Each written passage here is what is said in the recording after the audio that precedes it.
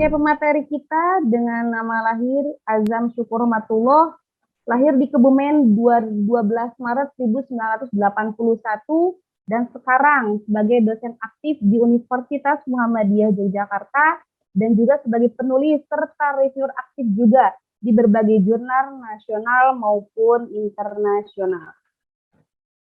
Oke, sebelum ke acara inti, saya ingatkan kembali kepada setiap peserta untuk mengikuti semua aturan yang ada di webinar ini. Oke, saya ulangi ya. Yang pertama yaitu penulisan nama peserta sesuai dengan formulir pendaftaran, jadi pakai nama lengkap. Yang kedua, memperhatikan dan mencatat poin penting. Ini sangat penting dilakukan untuk setiap webinar-webinar yang ada yang sering kita lakukan.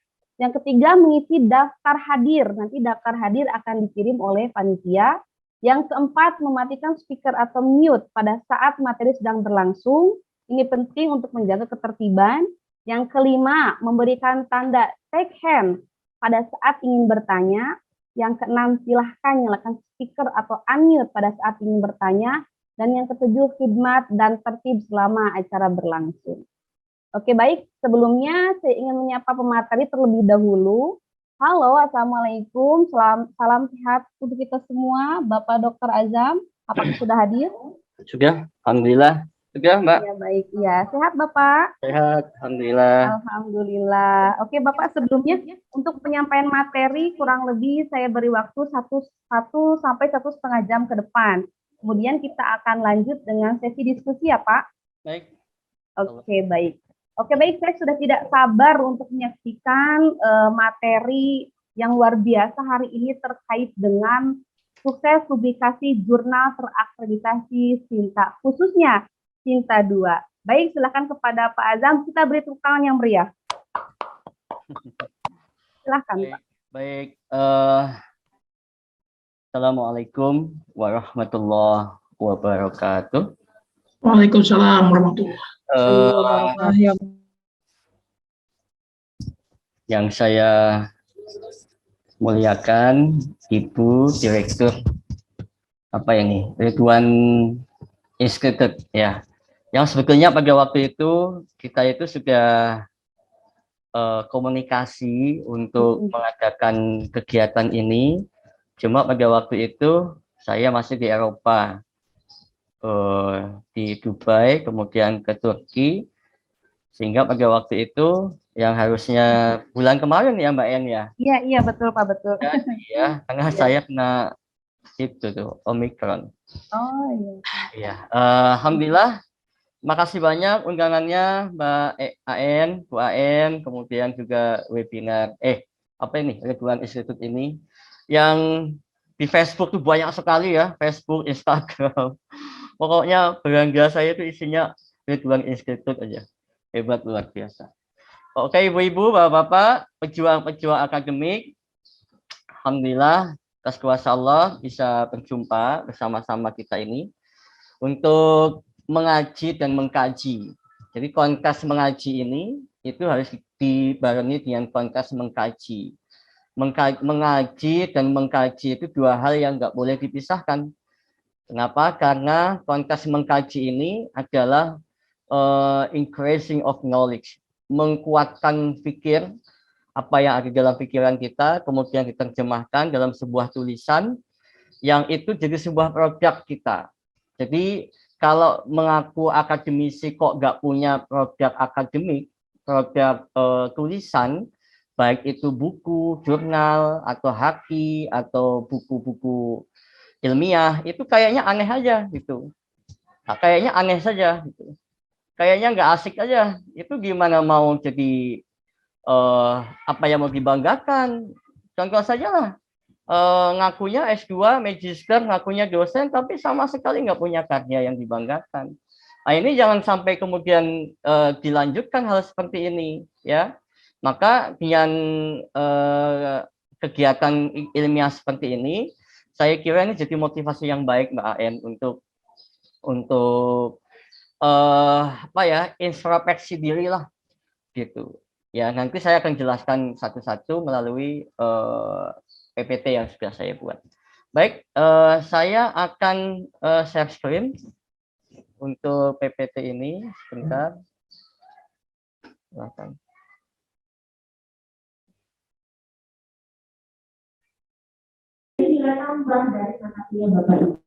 Oke.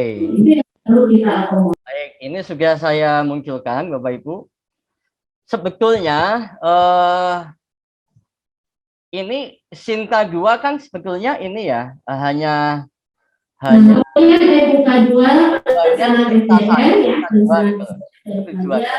Tapi tema tahun ini itu saya kira bukan hanya untuk Sinta 2, tapi yang saya bahas semuanya, baik Sinta 2 maupun yang tidak ikut Sinta.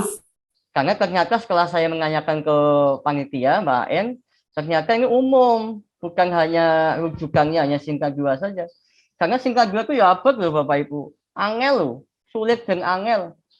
Sinta 2 itu nggak gampang ternyata, ya sulit banget. Tapi yang sulit itu bukan berarti nggak bisa. Jangan pernah berpikir kalau yang sulit itu nggak bisa untuk ditembus, enggak gitu kali ya. Jangan begitu. Itu namanya main blok saja. Main blok itu artinya sudah pikiran negatif aja. Belum sudah kalah duluan. Itu jangan begitu ya. Maka nanti sekarang bahas apa sih sebetulnya karakteristik Sinta 3, Sinta 2, Sinta 4, Sinta 5 yang nggak bersinta. Itu apa gitu loh. Ini penting. Ya, ini penting. Tapi sebelumnya saya akan ngasih motivasi dulu ya Bapak Ibu ya. Motivasi supaya Bapak Ibu semangat gitu loh ya. GTL gitu loh. Kalau bahas masalah ilmiah nggak usah tegang-tegang ya. Soalnya kalau tegang-tegang nanti jadi tegang semua malah nggak ada yang ditulis. Jadi kalau bahas ilmiah santai saja gitu ya. Santai saja gitu ya. Oke, saya mulai nggak jalan. Nggak jalan nih. Saya mulai entah ini nggak jalan. Ini. Saya mulai dari sebuah kata begini Bapak Ibu. Bapak Ibu ini kalau sudah menyatakan masuk ke sekolah pasca ya S1 nih mau masuk S2 ya atau ketika selesai S2 itu memang mau jadi dosen ya. Berarti Bapak Ibu harus ambil resiko yang paling beratnya. Ya. Ingat tidak sama S2 saiki dengan S2 zaman dulu. Saya S2 sekian kali. Ini saya lagi mau ujian tesis yang S2 saya ketiga kalinya Bapak Ibu. Besok saya ambil magister psikologi saya, empatinya. Saya hanya menyelesaikan tesis saya hanya dalam tempo 1 bulan, 1,5 bulan saja, gitu.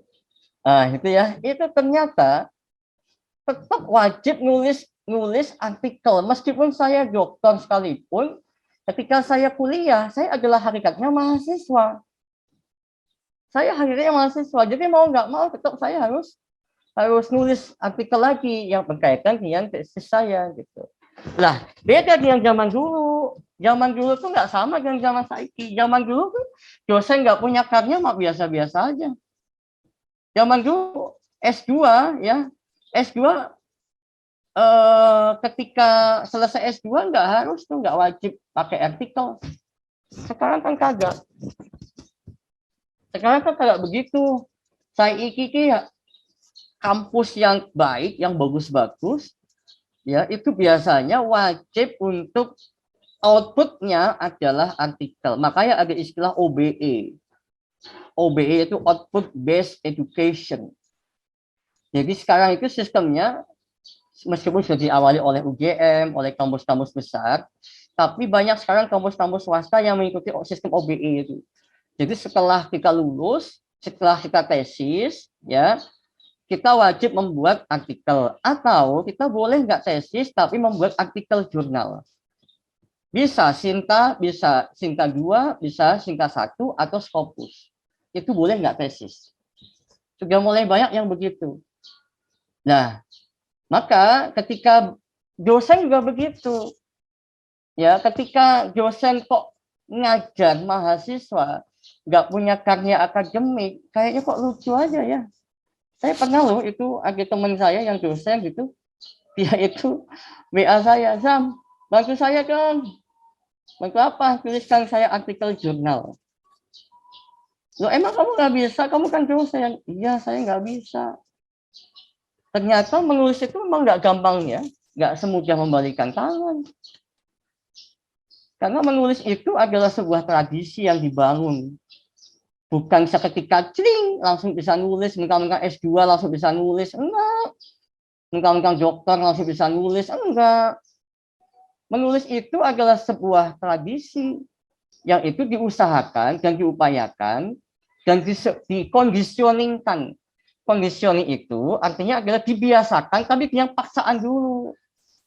Maka kita sudah masuk pada fase S2 atau dosen, kita nggak boleh menyampaikan, iki loh, jabatan saya kan tinggi, saya kan kaya, saya kan punya mobil banyak, saya kan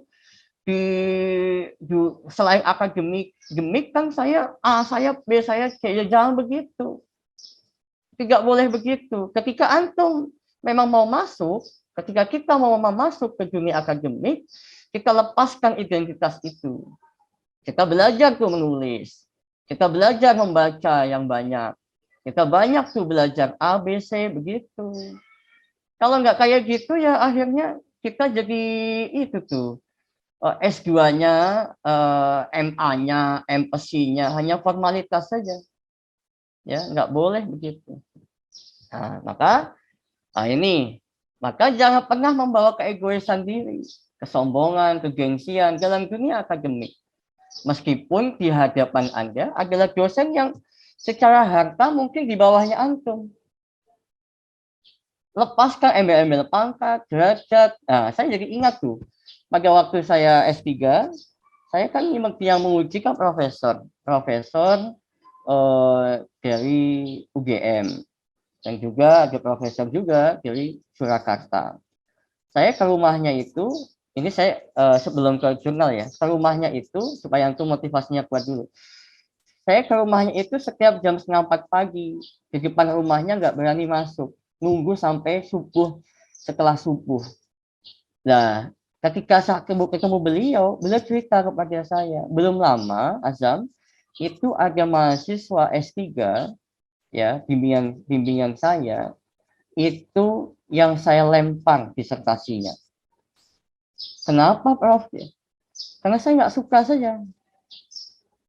Kenapa nggak suka, Prof? Kenapa? Karena dia itu mengunggul-unggulkan identitas dirinya sebagai pangkatnya udah 4A lah, 4B lah, atau apalah. Atau dia itu adalah seorang yang punya jabatan AP. Saya nggak suka itu. Kalau memang dia itu ingin belajar dalam dunia akademik, dia harus merendahkan diri. Al-khudu wal inqiyad. Tunduk dan patuh kepada dosen yang mengarahkan kita, yaitu pembimbing kita. Nggak perlu membawa identitas diri, kepangkatan. Itu begitu. Ini jadi pemahaman buat kita. Nah, saya lanjutkan. Nah, ini saya udah bilang kan, sekolah pasca sekarang nggak bisa santai, nggak bisa lagi layeh-layeh, kecuali kalau kita memang lulus atau masuk kampus yang kampusnya itu ya biasa-biasa saja. Tapi kalau masuk kampus yang kualitasnya high class atau yang memang yang dituju adalah kampus-kampus yang memang kualitasnya bagus, itu saya kira wajib nulis jurnal. Ada tuh kampus, ya maaf lah saya sebutkan, kampus yang di kampung gitu ya, kampus-kampus yang di kampung, kemudian yang hanya utamanya adalah mungkin kamu kuliah saja, kuliah bayar selesai gitu, dapat uang, dapat gelar, dapat ijazah. Itu ada kampus-kampus begitu, yang kalau kuliah aja dibuatkan tesisnya misalkan gitu. Itu ada juga begitu. Nah, kalau kampus begini biasanya mereka nggak mewajibkan untuk menulis artikel loh. Enggak mewajibkan untuk menulis jurnal. Enggak sama sekali. Yang penting kamu selesai saja SKS-nya sekian 46. Bayarnya oke. Sudah ujian tesis ya, meskipun kualitas tesisnya itu juga dipertanyakan, Karena kualitas tesis kan macam-macam tuh, ada kualitas tesis high class, low class, middle class, macam-macam. Ya, tergantung daya tangkap kita dan daya kekuatan kita untuk melanjutkan review pembimbing. Kan gitu ya Bapak Ibu. Maka dosen juga nggak boleh leyeh-leyeh, apalagi kalau dosen ini memiliki kepangkatan. Jangan bangga kalau kepangkatan itu hanya kalau memang masuk ke dunia akademik jadi dosen, ya jangan hanya ke asisten ahli saja. Masa masuk asisten ahli saja? Kendalanya apa? Menulis ternyata. Atau nggak mau mengumpul-kumpulkan. Katanya sudah kaya. Saya dosen kan hanya buat apa namanya, buat sampingan. Kan saya sudah kaya. Nggak punya uang banyak. Ya nggak kayak gitu. Kalau memang mau masuk ke dunia akademik, ya istiqomah. Kalau bisa antum kaya harta, tapi juga kaya ilmu, tapi juga proses menuju ke pangkatan wajib. Jangan cuma asisten ahli terus. Naiklah ke levelnya ke lebih tinggi, lektor misalkan. Lektor 3C, 3D, gitu. Kalau sudah lektor, nanti naik lagi ke lektor kepala, associate professor. Jangan asisten profesor terus. Gitu. Ya, jadi sekali lagi, wajib dosen atau S2 jangan leyeh-leyeh. Dan jangan juga santai seperti lagunya Rhoma Irama. Yuk kita santai, ya, enggak levelnya itu. Tapi memang juga jangan kemudian tertekan sampai kemudian stres ya. Akhirnya jangan juga. Gitu yang saya kasih tahu apa yang harus dilakukan gitu kan. Nah, seperti yang saya bilang OBE kan, account based education. Jadi perkuliahan yang harus menghasilkan karya ilmiah. Ya, jadi sekarang itu nggak bisa sok menjadi dosen atau bangga sebagai mahasiswa S2 tapi tanpa karya. Lucu ah. Lucu banget, lucu bingit. Bahasa sekarang kan. Lucu bingit GTL gitu loh, ya kan. Jadi merasa berbangga diri menjadi S2 tapi ditanyain ilmunya nggak paham. Nggak mudeng. Suruh review jurnal aja nggak ngerti. Ya kan? Kenapa? Karena memang dia masuknya pada fase apa sih namanya itu? Itu loh masuknya PW. Tahu nggak sih PW? Bahasa Jawa itu. PW itu posisi wengak. PWT, posisi wengak tenan gitu. Jadi S2 yang PWT, posisi wengak tenan. Jadi nggak ada geliatnya untuk dia untuk dia mengaktifkan potensi yang dimiliki gitu. Emang banget kan, sayang sekali. Nah ini, kebanggaan saat ini adalah menjadi S2, S3, dan dosen, tapi memiliki banyak karya dan banyak produk hasil dari pemikiran yang diperjuangkan tanpa lelah. Lelah sih, tapi lelahnya kemudian dia lanjutkan kembali. Gitu. Lelah nggak mungkin nggak lelah ya. Gitu. Nggak mungkin nggak lelah, pasti lelah sekali.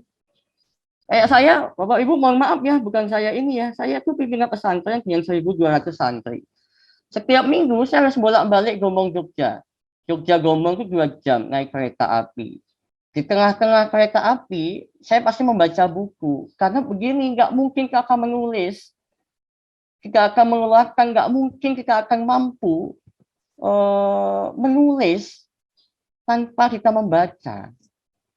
Jadi produknya itu akhirnya nggak ada, kalau nggak pernah baca. Maka setiap saya ke Gombong Jogja 2 jam itu, saya pasti membaca buku, 1 buku selesai. Dan bayangkan dalam 1 semester yang sibuknya begitu, saya masih bisa menulis jurnal hampir 1 semester itu 10 jurnal. Terakreditasi Sinta 2, internasional, begitu. Makanya kalau kemudian sibuk katanya sibuk lah sebagainya. Tapi jangan lupa kita ingat, kita ini sudah masuk ke dunia akademik. Ya mau nggak mau dong harus itu. Sense of belonging-nya harus diperkuat. Rasa cintanya yang dunia akademik diperkuat. Jangan hanya formalitas ya. Oke lah, Produknya apa sih kebanggaan saat ini? Jurnal nasional terakreditasi. Yang tidak terakreditasi bangga nggak? Ya bangga aja, nggak apa-apa. Tapi bangganya mungkin nggak sebangga kalau terakreditasi Sinta 4, Sinta 5, 4, 3, 2, 1 gitu. Jurnal internasional, proceeding, buku referensi, monograf, buku ajar, haki. Ini ibu bapak yang mana ini? Sehingga bapak ibu kalau besok wafat, meninggal, maka bisa mempunyai karya seperti ini. Anak cucu kita akan bisa melihat. Itulah yang disebut dengan sedekah jariyah. Sedekah jariyah itu salah satunya adalah wujudnya ilmu bapak, ilmu ibu, ilmu kawan-kawan sekalian yang dibukukan dan dibaca oleh banyak manusia. Banyak manusia, guys, ya kan? Oleh banyak orang. Nah, kalau punya tesis, jangan dulu kan kalau punya tesis kan disimpan. Kalau punya artikel kan dulu disimpan kan. Sudah nulis lama-lama, nggak dipublikasikan, hanya disimpan. Itu juga nggak betul. Kalau nggak disimpan, dibukukan saja. Sekarang kan banyak tuh, mungkin Ridwan itu juga mungkin ada ini ya, bisa membuat buku monograf ya bagi artikel-artikel yang sudah siap dibukukan gitu. Saya juga begitu, tesis saya bukukan gitu. Jadi itu bisa dibaca. Lah, ketika mereka membaca karya kita, mereka menambah keilmuan, itulah yang disebut yang sedekah jariyah. Itulah pada akhirnya ilmu kita akan manfaat. Ada salah satu bahasa khairun nas anfa'uhum linnas. Sebaik-baik manusia itu adalah yang bisa bermanfaat untuk orang lain.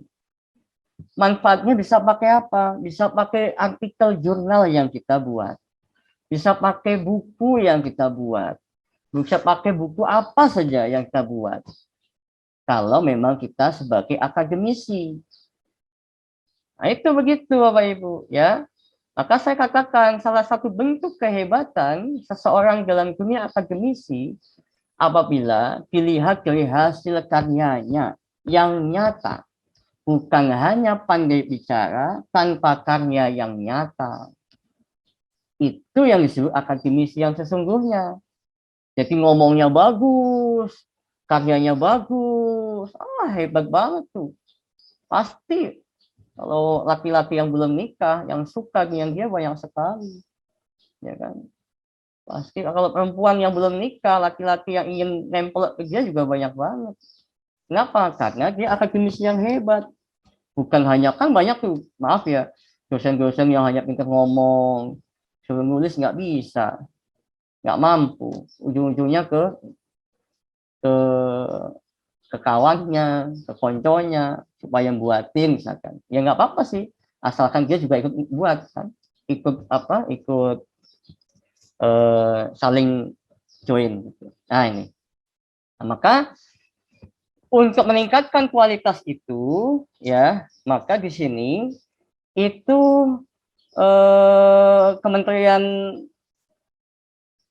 Dikti itu kemudian sesuai dengan nomor 6 tahun 2018, maka ada istilahnya jurnal Sinta. Ya, ini penting. Maka kalau bisa Sinta itu memang untuk awal mula coba-coba ya yang tidak bersinta dulu. Nanti saya kasih tahu nih kriterianya. Tapi jangan manggil di Sinta ya artikel yang belum bersinta saja. Mulailah ke Sinta 5 setelah itu. Sinta 4 naik ke atas. Itu graduate-nya. Ya, nggak bisa juga antum baru pertama nulis langsung Sinta 2. Ditolaknya 12 bulan baru. Belum tentu juga akan dibalas kan. Nanti jadinya reject ya kan. Tulisan Anda sakaratul maut ya kan. Susah juga kan. Saya juga berkali-kali begitu. Ya, nah, ini Sinta 1 itu berat, nanti saya kasih tahu nih. Nah ini. Maka di sini ada Sinta nih, peringkat 1. Ini kan hasil, mengapa dikatakan peringkat 1 ini ya karena hasil penilaian jurnal yang diajukan ke pihak Dikti ya untuk dinilai jurnalnya ini layak Sinta berapa. Kebetulan saya juga chief editor jurnal. Nah, itu di UMY ya, jurnalnya Jessica. Itu ya, bukan Jessica ya. Jessica itu artis ya, yang suaminya lagi ditinggalkan suaminya ke Amerika. Jessica Iskandar namanya ya. Nah itu. Nah ini kalau yang saya punya, yang kami pimpin itu belum bersinta, masih jurnal tidak terakreditasi ya, sehingga nggak masuk Sinta sini. Nah ini kami akan mengajukan ke Dikti. Maka nanti akan muncul setelah dinilai, ini nilainya yang mana? Yang 85, yang 70, 60, 50, 40, 30. Kalau nanti dinilai 40, berarti nanti masuknya ke Sinta 5. Kalau 30 ke Sinta 6. Lumayan sih. Yang penting kan jadi diakui. Ya kan? Ketimbang tidak diakui, ya kan? Gitu. Nah, nanti Bapak Ibu harus menyesuaikan kualitas artikelnya. Jangan kualitasnya nggak bagus, Bapak masukkan ke Sinta 3, ke Sinta 2. Bisa bahaya. 50 tahun baru dibalas, ya. Gitu, disesuaikan. Nanti saya kasih tahu di bawah nanti ya. Gitu. Oke, nah ini. Bapak bisa masuk ke Sinta Kemdikbud GOID. Nah, ini silakan nanti saya akan share nih, nanti dibagi nih tulisan saya. Ini Bapak ini bisa masuk ke Sinta Kemdikbud GOID, di situ sudah lengkap. Nanti masuklah ke sini, search sumber ini, masuk ke sini. Di sini ada namanya jurnal. Nanti Bapak bisa klik di sini jurnal Sinta 1 apa saja muncul semua di situ. Yang Sinta 2 muncul semua. Yang grade-nya Sinta 3 muncul semua. Yang Sinta 4 akan muncul semua Bapak Ibu. Yang Sinta 5 juga muncul semua, ya. Jadi Bapak Ibu nggak usah bingung. Kalau ditanya caranya gimana Pak kalau mau lihat Sinta, ya itu caranya itu aja. Ketik aja Sinta Kemdikbud GOID, nanti Bapak akan muncullah ini, ya. Kalau penulisnya autor, ya kan, peringkatnya di sini juga muncul, ya kan. Nah, Bapak ini bisa, Ibu ini bisa melihat, oh saya mau mengirimkan tulisan saya ke Sinta 2 misalkan. Apa ya? Oh psikologi, hukum, education. Nah, itu Sinta bisa dilihat di sini semua. Tinggal klik aja, muncullah nama-nama Sinta itu. Jurnalnya apa saja. Gak usah khawatir ya. Oke, saya akan memulai ke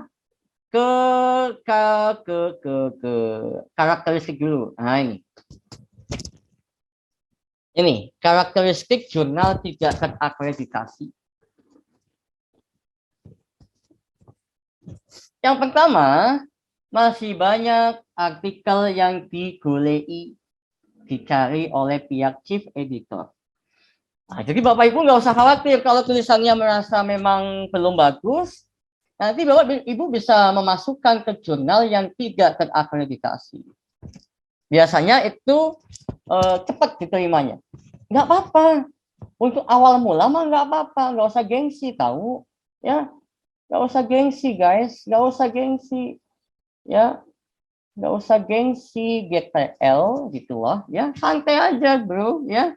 Tapi kalau misalkan memang tulisannya belum bagus, ya, ini saya kasih tahu nih apa saja nih. Itu masukkan ke sini saja. Nanti biasanya Bapak akan dapat review.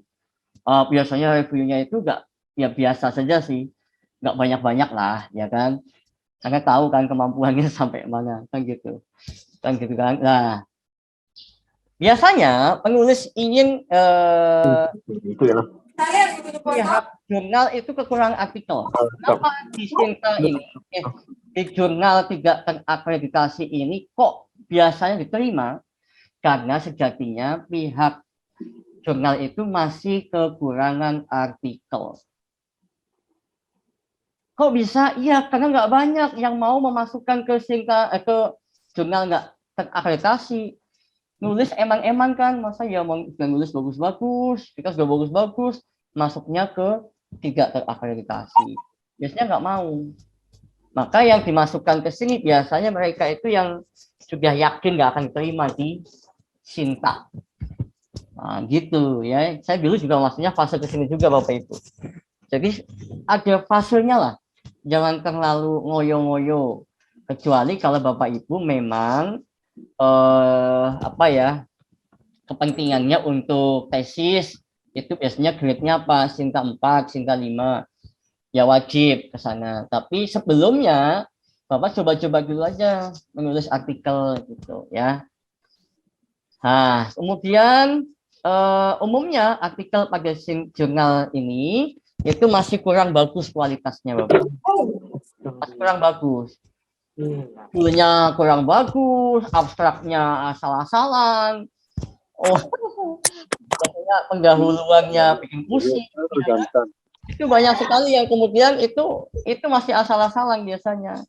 Maka biasanya ini Bu, nih Bu. Biasanya memang tapi karena kebutuhan artikel itu maka mesti terima meskipun tidak revisi Bapak Ibu. Ya. Sana. Itulah di sana. Ya Allah. Ya Allah. Kemudian Bapak Ibu, saya kasih tahu juga kenapa kemudian di jurnal 3 akreditasi itu Guru cepet deh. karena biasanya Taman saya harap penggene nih, jangan sewa apa. ada suara. Suaranya masuk di Ya. Karena biasanya mereka itu ingin mendapatkan mendapatkan izin sampai ke akreditasi Sinta. Mendapatkan izin ke pengetahuan. Salah ya. Jadi kayak saya nih, kami itu masih belum ke Sinta. Maka tulisan itu saya masukkan semua. Ya, pokoknya kita golek itu. Punya tulisan nggak? Minta. Kemudian kita review ya, meskipun hasilnya ya kayak gitu. Kemudian kita ini setelah cukup 3 kali publish, kita ajukanlah ke Dikti untuk akreditasi Sinta. Gitu. Biasanya begitu itu. Umumnya kayak gitu. Maka biasanya Bapak Ibu bisa masuklah ke jurnal ini yang mudah ya. Bagaimana dengan karakteristik jurnal Sinta 4 atau 5? 4, 5, 6 lah. Umumnya masih memakai bahasa Indonesia Bapak Ibu. Jarang sih yang pakai bahasa Inggris. Karena bahasa Inggris itu ya juga emang juga kalau dimasukkan ke Sinta 4 ke 5.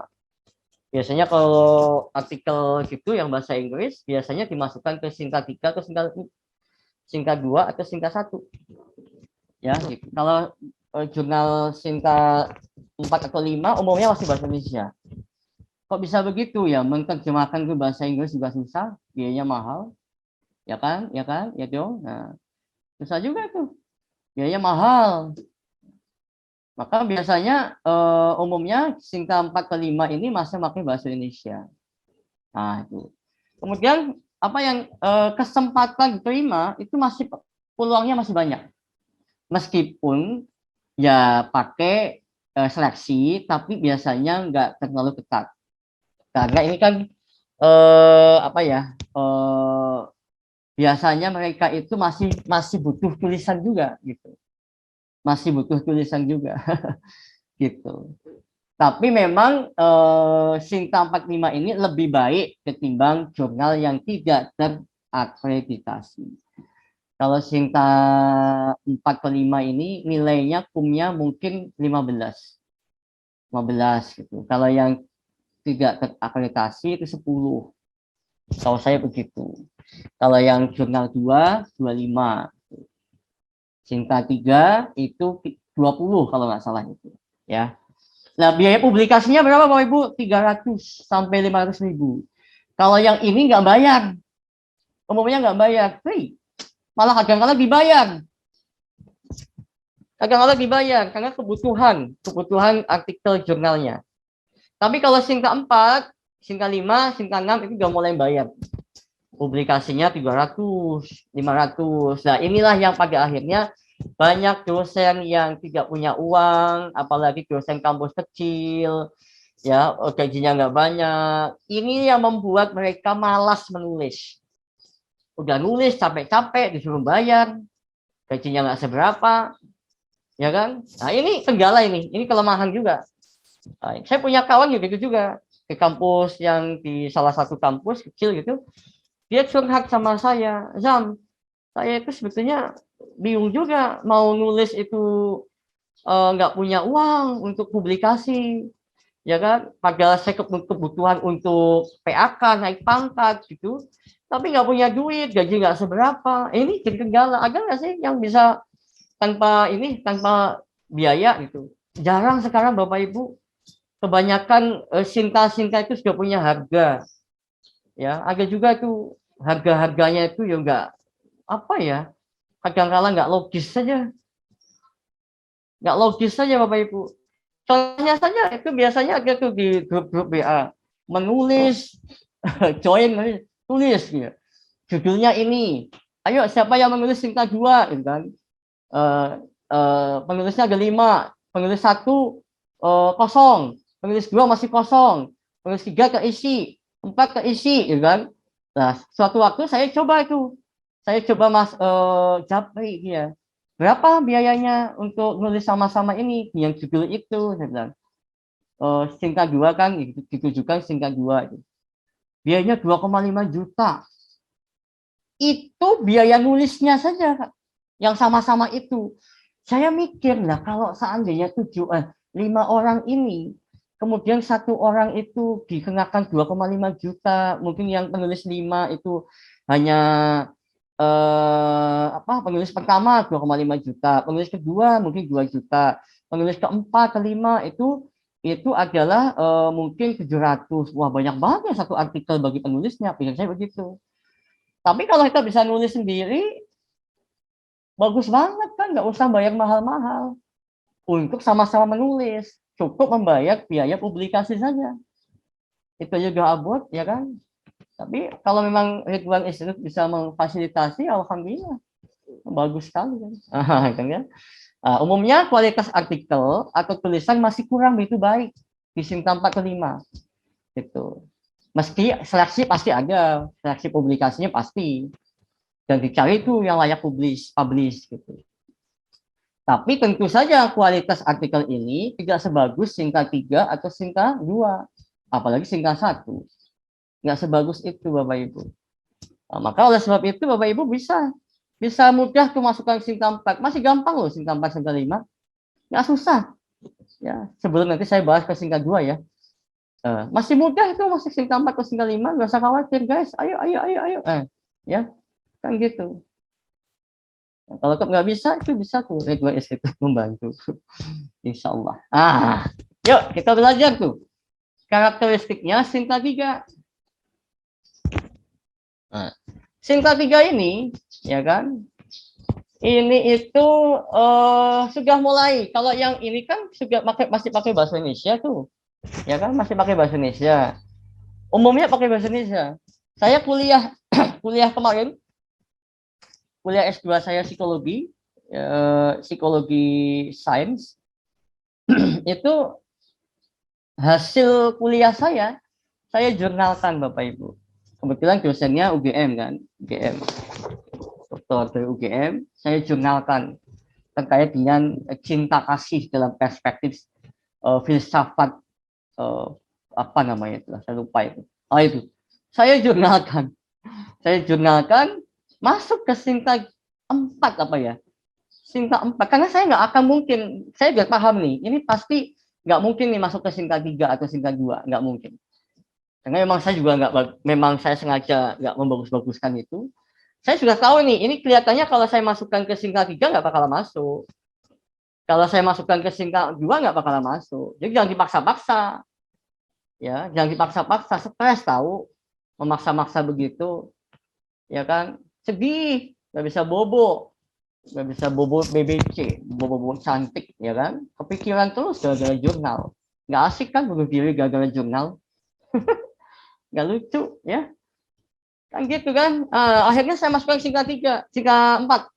Jangan gengsi, mau masuk kelas 4 tahu, nggak usah gengsi.